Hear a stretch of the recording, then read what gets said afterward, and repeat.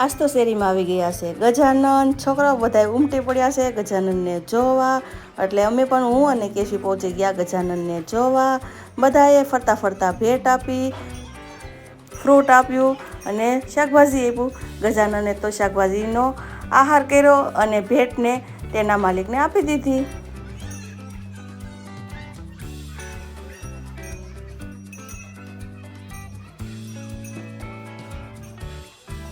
ગજાનનને bye bye કરી હવે અમે લાગી ગયા કામે.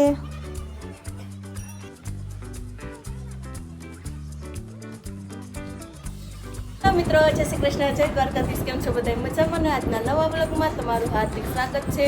અત્યારે તો બહુ ગરમીની સિઝન ચાલુ થઈ ગઈ છે અને વાદા પણ સાથે સાથે થાય છે, એટલે અત્યારે બેસી ગયા છે પંખાની જે મસ્ત મજાની ઠંડો ઠંડો પવન ખાવા. એટલે થઈ ગયા છે ઘરકામમાંથી ફ્રી. અને કેશવીની ફ્રેન્ડ ઘરે આવી છે રમવા. એટલે ચાલો હું તમને બતાવું કેશવીનું નાનું મમ્મીનું કિચન. અને બનાવવાનો છે ચા. ચાલો લાઇટરથી ગેસ ચાલુ કરો. પેલા ગેસ ઉપર તપેલી મૂકો. પેલા પાણી નાખી દો. પાણી પેલા નાખી દીકા. પેલા નાખો પાણી. હવે નાખી દો થોડી ખાંડ.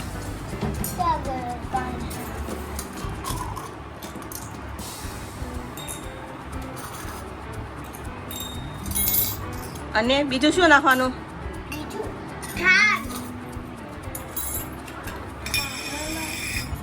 ચા.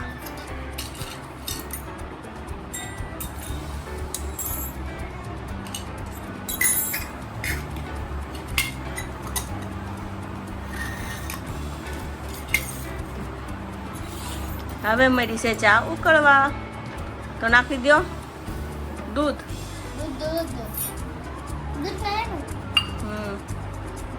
હવે ગવણીએ ચા લાવો. ગવણીએ ચા લાવો.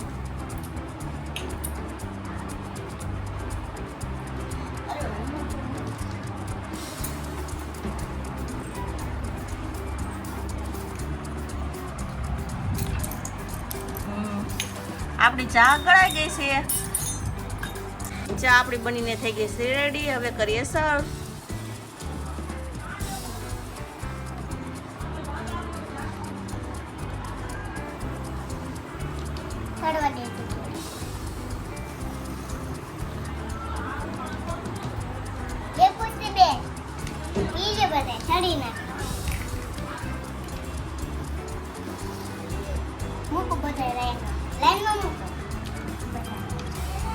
ભાઈ આવી ગયો અત્યારે સ્કૂલેથી જમવા ઘરે. એટલે ચાલો આપણે અત્યારે ફટાફટ બનાવી નાખીએ રસોઈ. કેશુબેન અત્યારે અગાસી ઉપર શું હોય છે? કેશુ અગાસી ઉપર કેમ જાશો? હા, અમારે કેશુબેન ના ભગવાન ઉપર છે ને એને બિરાજ આવ્યા છે. તો કેશુબેન છે ને આપણે જે ઝાડવા વાળા હતા ને માટલામાં, એમાં કેશુબેન એ રીતે નાના નાના શાલિગ્રામ પધરાવી દીધા છે ત્રણેયમાં. અમને ફૂલ પધરાવે છે. આમ મૂકી દે. આવે ને દાંડલી અંદર રખાય. આમ રખાય જો કેશુ. હા બસ, ગુડ ગુડ દીકરો. ભગવાન ભલે હાલી જાય, ફૂલ ન હલવું જોઈએ કા કેશુ. એવી રીતના એને ભગવાન ઉપર અગાસી ઉપર બિરાઈ જાય. મિત્રો, આજે અમારે લંચમાં છે અત્યારે આપણી સિઝનનો તાજો કેરીનો રસ જો આવી ગયો છે. લઈ લીધો છે વાટકામાં. અને બીજા સ્વીટમાં છે હલવો.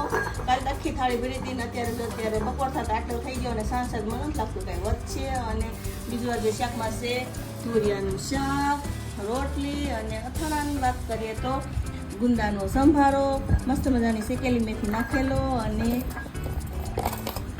કેવડા, રાયતાવાળા કેવડા અને રાયતાવાળી ગાજરની શીરું અને થોડીક એવી કેરીની કટકી અને મસ્ત મજાની તાજી એવી છાશ અને સાથે કેશીનું ફેવરેટ એવું અથાણું. કેમ કે કેશીને તો શાક ન ખાવા રહ્યા અને અથાણું બોળો અને રોટલી ખાવાનું રહ્યું એટલે કેશુબેન લઈએ ફટાફટ શાક, અથાણું અને અત્યારે રાયતાવાળા કેવડા.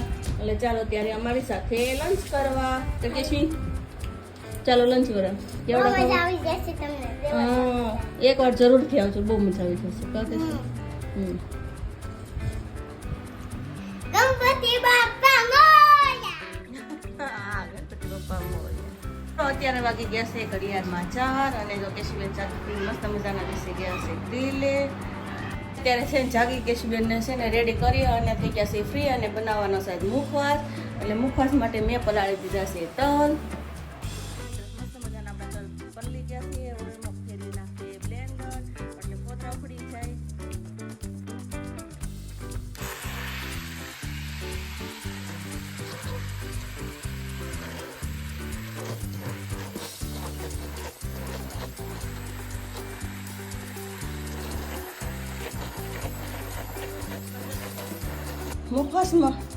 મુખવાસના તલમાં બ્લેન્ડર ફેરવી અને મસ્ત મજાના ફોતરા ઉખડી ગયા છે. હવે એમાંથી પાણી કાઢી અને એકદમ કોરા કરી નાખીએ છીએ.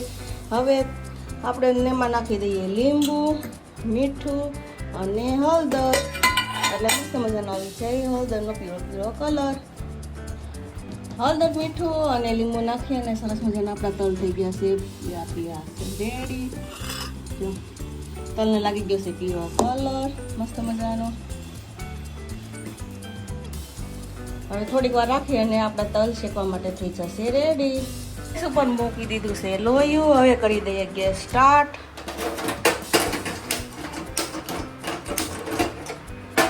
ગેસ થઈ ગયો છે સ્ટાર્ટ અને હાથમાં લઈ લીધો છે તાવીથો. હવે નાખી દઈએ લોયામાં તલ એટલે આપણા તલ ફટાફટ મળે શેકાવા. મસ્ત મજાના તલ આપણા શેકાવા મળ્યા છે. તો અત્યારે પાણીનો ભાગ હોવાથી એટલે સુરસુર અવાજ આવે છે. પાણી દાજી જાય ને એટલે તલ મસ્ત મજાના શેકાવા મળશે. કેસે તલ શેકું છું અને કેશુબેન છે ને બાજુની બારીએથી પગથિયે ચડી અને બારીમાંથી જોવે છે મમ્મી શું બનાવે છે. કાકી કેશી નીચેથી તો કઈ દેખાય નહીં એટલે બેન છે ને બારીએ ચડી અને કેશુબેન જોવા મળે. જોવાનું મજા આવે નહીં કેશી? જો મિત્રો મસ્ત મજાના તેલ શેકાવા માંડ્યા છે અને આપણો મુખવાસ થવા માંડ્યો છે રેડી. આ બાજુ થોડાક એવો એક ઘાણો તલનો શેકાઈ ગયો છે અને હજુ બહુ બધા તલ બાકી છે. એવી રીતે ફરતી બધા તલ શેકી નાખીએ એટલે આપણો મુખવાસ થઈ જાય રેડી ખાવા માટે. આપણો મુખવાસ શેકાય અને આખું લોહી ભરી થઈ ગયો છે રેડી. મુખવાસ તો શેકાઈ ગયો પણ મુખવાસ તો મસ્ત મજાનો શેકાઈ ગયો છે પણ આખી હું પરસેવાની થઈ ગઈ છું રેબઝેબ. એટલે છે ને ફટાફટ હવે શેકાઈ ગયો છે એટલે જઈએ પંખાની છે અને અમે થોડોક ટાઈમ છે જે રસોઈ બનાવવાનો એટલે થોડોક ખાઈએ પવન. તલનો મુખવાસ આપણો હવે ઠરી અને સાફ કરવા માટે થઈ ગયો છે રેડી. એટલે મેં એને પહેલા ચાળી નાખું. જો મુખવાસ આપણો ચાળીને થઈ ગયો છે રેડી. હવે ઝાટકી નાખીએ એટલે ખાવા લાયક તૈયાર થઈ જાય. મુખવાસ મસ્ત મજાનો થઈ ગયો સાફ અને છે થોડો થોડો ગરમ એટલે છે ને મૂકી દીધો છે ઠારવા માટે કેમ કે ગરમા ગરમ તો મુખવાસ કે બોટલમાં ભરવો ન રહ્યો.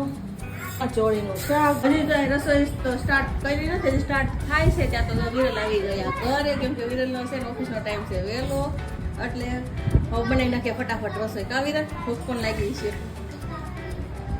મિત્રો વિરલ આવ્યા ને તો કેશુનો ભાઈ આવ્યો હતો ને તો કે આજની રસોઈ બંધ રાખો કેમ કે આજ તો બધા છે બહાર. એટલે જો હું અને કેશુ ફટાફટ થઈ ગયા રેડી. મોઢો પર ગઈ મોટી મોટી સ્માઈલ કેમ કે આ ગરમીમાં ભર ઉનાળે છે ને રસોડામાંથી મળી આજ તો આઝાદી એટલે જો ફટાફટ બેસી જાય ગાડી પાસે. ચાલો મારી જોડે હોટલમાં